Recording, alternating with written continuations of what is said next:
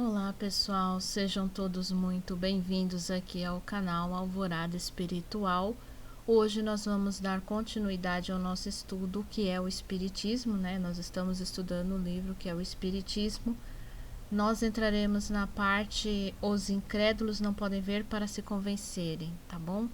Antes de irmos para o vídeo de hoje, eu vou pedindo para vocês se inscreverem aqui no canal, ativar o sininho para receber todas as notificações quando eu postar um vídeo novo e deixar aquele like para estar ajudando o canal a trazer mais conteúdos assim para vocês, tá?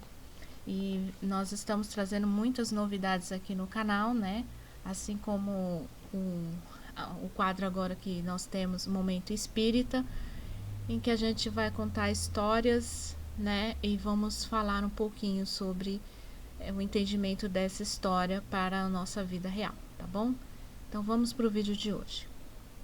Nós estamos estudando o que é o Espiritismo, né? O capítulo 1, que trata do séptico. Os incrédulos não podem ver para se convencerem. Visitante. São os fatos positivos que os incrédulos querem ver, que eles pedem e, na maioria das vezes, não se pode lhes fornecer. Se todo mundo pudesse testemunhar esses fatos, a dúvida não seria mais permitida. Como ocorre, pois, que tanta gente nada tenha podido ver, malgrado sua boa vontade? Se os contesta dizendo faltar-lhes fé, a isso respondem com razão que não podem ter uma fé antecipada e que se quer que eles creiam é preciso dar-lhes os meios de crerem. Allan Kardec. A razão é bem simples. Eles querem os fatos sob seu comando e os espíritos não obedecem a ele. É preciso esperar sua boa vontade. Não basta, pois, dizer: mostre-me tal fato e eu crerei. É preciso ter vontade e perseverança, deixar os fatos se produzirem espontaneamente, sem pretender forçá-los ou dirigi-los.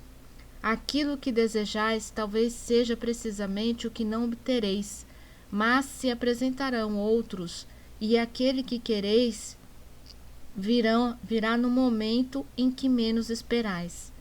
Aos olhos do observador atento e assíduo, os fatos se somam e se corroboram uns aos outros, mas aquele que crê, basta virar uma manivela para mover a máquina. Se engana extraordinariamente. Que faz o naturalista que quer estudar os costumes de um animal? Leva-o a fazer tal ou tal coisa para ter todo o tempo de observação à sua vontade? Não, porque sabe bem que não será obedecido. Ele espreita as manifestações espontâneas do seu instinto, espera-as e as apreende quando ocorrem. O simples bom senso mostra que, por mais forte razão, deve ocorrer o mesmo com os espíritos, que são inteligências com independência bem diversa da dos animais. É um erro crer que a fé seja necessária, mas a boa fé é outra coisa. Ora, há sépticos que negam até a evidência e que os prodígios não poderiam convencer. Quantos há que, depois de terem visto, não persistem menos em explicar os fatos à sua maneira, dizendo que isso não prova nada? Essas pessoas não servem senão para levar a perturbação às reuniões, sem proveito para elas mesmas. É por isso que as repelimos e não queremos perder tempo com elas. Ocorre mesmo que ficariam bem irritadas de serem forçadas a crer, porque seu amor próprio sofreria em concordar que estavam enganadas. Que responder a essas pessoas que não veem por toda parte senão a ilusão e o charlatanismo? Nada. É preciso deixá-las tranquilas e dizer tanto como querem que elas nada viram, e mesmo que não se pôde ou não se quis fazê-las ver. Ao lado desses sépticos endurecidos, há aqueles que querem ver à sua maneira, que, tendo formado uma opinião, querem com ela tudo relacionar. Eles não compreendem que os fenômenos não possam obedecer à sua vontade. Eles não sabem ou não querem, se colocar nas condições necessárias. Aquele que quer observar de boa fé deve, não digo crer sob palavra, mas se despojar de toda ideia pré-concebida. Não querer comparar coisas incompatíveis. Deve esperar, continuar, observar com uma paciência infatigável. Esta condição mesma está a favor dos adeptos, uma vez que ela prova que sua convicção não se formou levianamente. Tendes essa paciência? Não, dizeis, eu não tenho tempo. Então não vos ocupeis com os fenômenos, nem deles faleis, ninguém a isso vos obriga. Então aqui ele está dizendo que os fenômenos eles acontecem de forma espontânea, né? Não é uma coisa que alguém obriga, né, o espírito a fazer qualquer tipo de manifestação. Isso não existe, né? Então, tal qual a observação de um animal e o seu ambiente natural, é assim as manifestações espirituais. Então, aquele que não crê, aquele que acha que tem alguma artimanha, alguma montagem, esses estão prejudicando as reuniões, porque eles precisam estudar essas manifestações, eles precisam estar atentos, e aqueles que ficam duvidando acabam de alguma forma atrapalhando, né? Boa ou má vontade dos espíritos para convencerem. Visitante. Os espíritos devem ter interesse em fazer prosélitos, porque não consente mais do que o fazem, nos meios para convencer certas pessoas cuja opinião seria de uma grande influência? Allan Kardec. É que, aparentemente, no momento, eles não têm interesse em convencer certas pessoas, cuja importância não medem como elas mesmas o fazem. É pouco lisonjeiro, eu convenho, mas nós não comandamos suas opiniões, pois os espíritos têm um modo de julgar as coisas que não é sempre o nosso. Eles veem, pensam e agem segundo outros elementos, enquanto nossa visão está circunscrita pela matéria limitada, pelo círculo estreito no meio do qual nos encontramos. Eles abarcam o conjunto. O tempo que nos parece tão longo, para eles é um instante, assim como a distância, que não é senão um passo.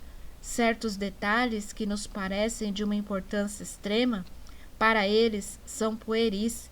Em compensação, acham importantes coisas das quais não compreendemos a importância. Para compreendê-los, é preciso se elevar pelo pensamento acima do nosso horizonte material e moral e nos colocar em sua posição. Não cabe a eles descerem até nós, mas cabe a nós nos elevarmos até eles. E é a isso que nos conduz o estudo e a observação. Os espíritos apreciam os observadores assíduos e conscienciosos, para os quais multiplicam as fontes de luz. O que os afasta não é a dúvida que nasce da ignorância, mas a fatuidade desses pretensos observadores, que, nada tendo observado, pretendem colocá-los na berlinda e manobrá-los como a marionetes.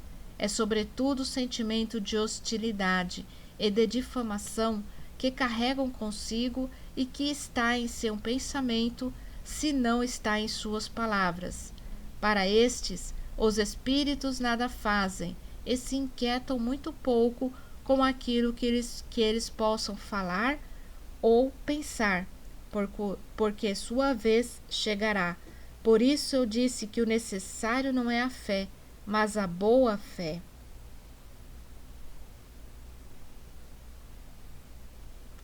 Então ele fala aqui que os espíritos, aliás, os bons espíritos, os espíritos trabalhadores que pensam no bem, que querem praticar o bem, eles não ficam preocupados se a pessoa vai acreditar ou não neles, né? eles ficam mais pensando em passar as informações, passar a compreensão do plano espiritual, né? Hoje em dia nós já não temos mais como negar esse plano que está aí, né? Que está perto de nós, que já está já está bem visível, já está bem diagnosticado isso, né? Bem comprovado, né? Então, o que nós temos que fazer é abrir os nossos olhos, a nossa mente, para que possamos receber essas influências espirituais, para que nós possamos fazer com que esse mundo que está sempre ao nosso redor esteja sempre em contato com a gente. Para isso nós temos que estudar muito, né? Isso aqui é só o princípio, é a pontinha do iceberg do que nós devemos fazer, do que nós devemos buscar, tá? Então, vamos ficando por aqui no nosso estudo e vou aguardar vocês no nosso próximo vídeo com a continuação do estudo do livro que é o Espiritismo. Um forte abraço para todos vocês, que Deus ilumine a cada um de vocês a seus lares, que Deus os abençoe, que assim seja.